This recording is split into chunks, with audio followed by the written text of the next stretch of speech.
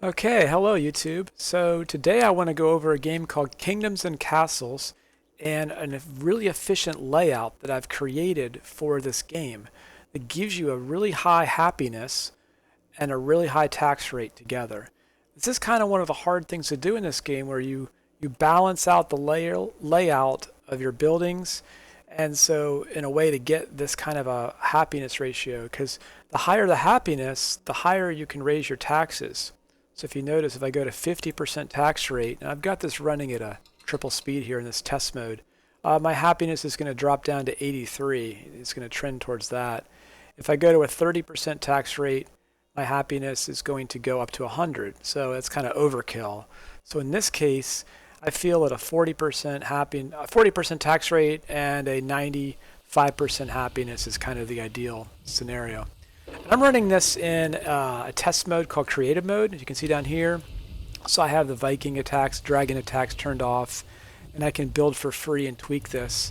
And just so you see how this works, I've got some food over here they're running back and forth and getting to, as well as a little graveyard and a mason to kind of help out with those things. We've also got a bathhouse, because you're going to need to put that down anyway. Might as well put the irrigation if we got the bathhouse right. Okay, so let's go over what's going on in here. So we have 12 manors in an 8 by 8 grid of houses. So 1, 2, 3, 4, 1, 2, 3, 4, with a road around that because you need to get around. And then inside of that, we have this 4 by 4 center area. So we're going to have this placement. The key is in the middle, we want the buildings that have where their influence kind of drops off. So this is a chapel right here.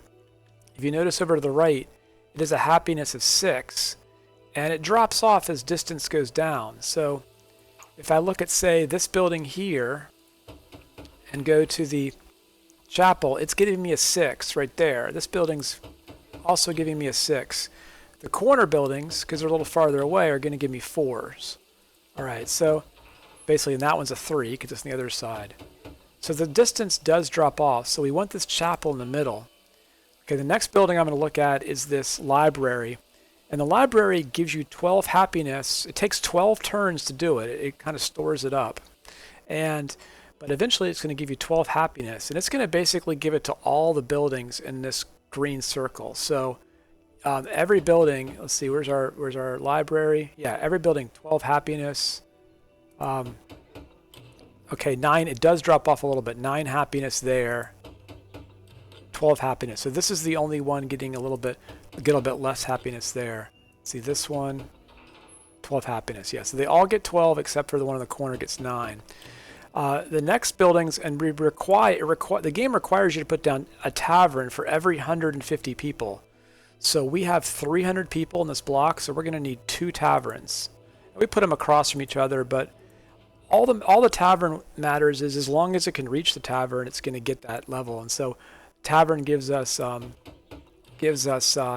see, where's the tavern? 10 happiness for the taverns. Okay.